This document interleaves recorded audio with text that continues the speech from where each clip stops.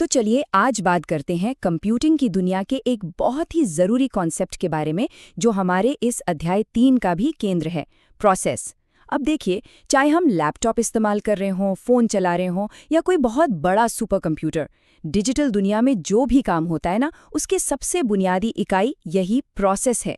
तो आइए आज इसी प्रोसेस के जीवन की दिलचस्प यात्रा पर चलते हैं। तो इस सफर में हम क्या क्या देखने वाले हैं? भाई सबसे पहले तो ये समझेंगे कि प्रोसेस आखिर है क्या।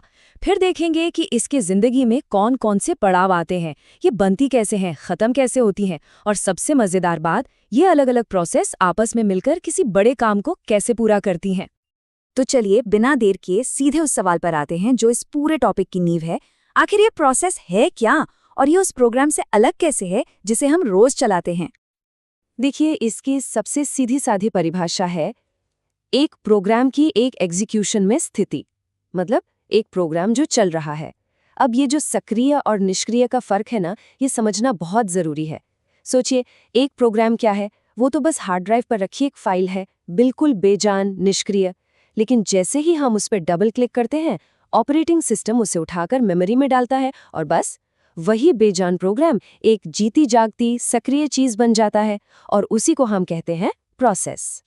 इसको समझने के लिए एक बड़ा मजेदार उदाहरण है शेफ और रेसिपी की किताब का। सोचिए, एक प्रोग्राम जो है वो एक रेसिपी बुक की तरह है, उसमें बस निर्देश लिखे हैं और कुछ नहीं। लेकिन प्रोसेस वो शेफ है जो असल में उस रेसिपी को पढ़ता है, सामान इकट्ठा करता है, मतलब कि मेमोरी और सीपीयू टाइम लेता है और फिर कुछ बनाता है। और हाँ, जैसे एक ही रेसिपी को देखकर कई शेफ एक साथ काम कर सकते हैं, बिल्कुल वैसे ही एक ही प्रोग्राम से कई सारी प्रोसेस भी एक साथ चल सकती हैं।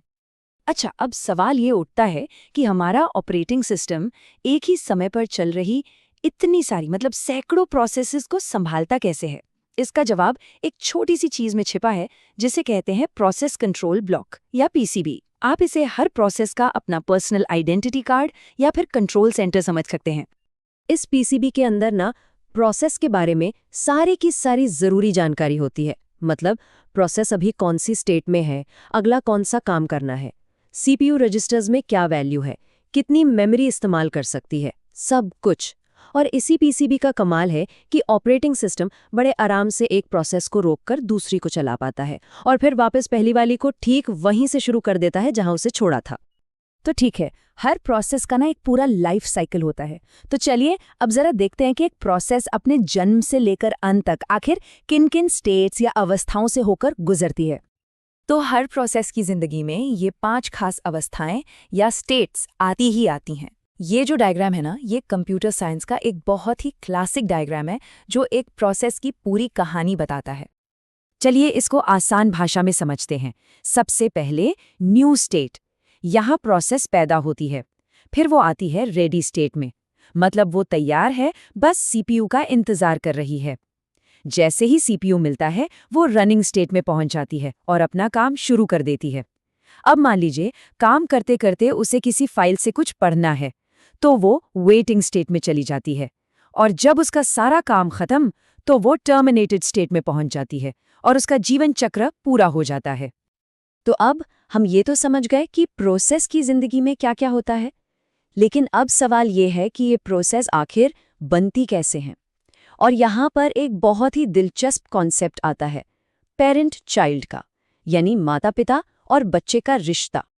असल में सिस्टम के अंदर सारी प्रोसेसेस एक पेड़ की तरह सजी होती हैं। एक पेरेंट प्रोसेस होती है जो कई चाइल्ड प्रोसेसेस को जन्म देती है। फिर वो चाइल्ड प्रोसेसेस आगे और चाइल्ड प्रोसेसेस बनाती हैं और इस तरह से एक पूरा का पूरा वंश वृक्ष, एक हायरार्की बन जाती है। अब प्रोसेस बनाने के ना 2 मेन मॉडल हैं। एक तरफ हैं यूनिक्स जैसे सिस्टम, जैसे कि लिनक्स। ये फोक का इस्तेमाल करते हैं। फोक क्या करता है? ये पेरेंट प्रोसेस की हूबहू कॉपी, एक क्लोन बना देता है।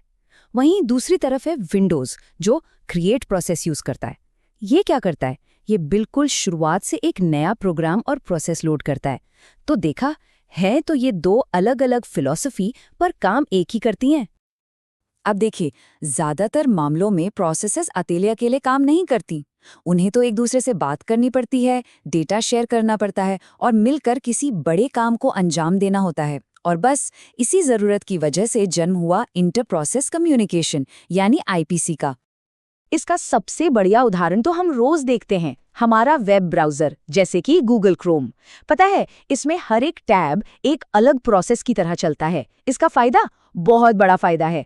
अगर कोई एक वेबसाइट क्रैश हो भी गई तो सिर्फ वही टैब बंद होगा, पूरा का पूरा ब्राउज़र नहीं बचेगा।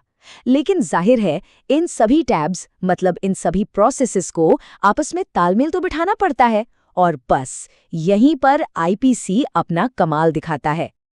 तो प्रोसेसेस के आपस में बात करने के दो मेन तरीके हैं, एक है शेयर्ड मेमोरी और दूसरा है मैसेज पासिंग। चलिए अब इन दोनों को जरा करीब से समझते हैं कि इनमें आखिर क्या खास है। देखिए, मैसेज पासिंग में क्या होता है, प्रोसेसेस एक दूसरे को संदेश भेजती हैं, लेकिन ऑपरेटिंग सिस्टम के जरिए, मतलब कर्नल के जरिए। ये कुछ ऐसा है जैसे किसी बिचौलिए के थ्रू बात करना। जबकि शेयर्ड मेमोरी में ऑपरेटिंग सिस्टम बस मेमोरी का एक कॉमन एरिया बना देता है, एक साझा जगह जहां दोनों प्रोसेसेस सीधे डेटा रख भी सकती हैं और पढ़ भी सकती हैं, कोई बिचौलिया नहीं। तो जाहिर है शेयर्ड मेमोरी बहुत ज़्यादा तेज़ होती है, क्योंकि कोई बिचौलिया है ही नहीं। ये एक शेयर्ड व्हाइट बोर्ड की तरह है जहां कोई भी आकर कुछ भी लिख सकता है।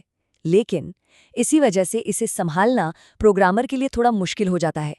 वहीं दूसरी तरफ मैसेज पासिंग थोड़ी धीमी होती है, क्योंकि हर बार कर्नेल को बीच में आना पड़ता है। लेकिन ये ज़्यादा सुरक्षित और बनाने में भी आसान होती है। तो ये थी एक प्रोसेस के जीवन की पूरी कहानी, उसके जन्म से लेकर उसकी अलग अलग अवस्थाओं से गुजरते हुए दूसरी प्रोसेसेस से बात करने तक। लेकिन एक बात सोचिए, हमारे डिवाइसेस आज और भी पावरफुल होते जा रहे हैं, एक साथ सैकड़ों प्रोसेसेस चला रहे हैं। ऐसे में इन सबको एक साथ मिलकर बिना किसी गड़बड़ के काम करवाने में अगली सबसे बड़ी चुनौती क्या होगी? ये एक बड़ा सवाल है।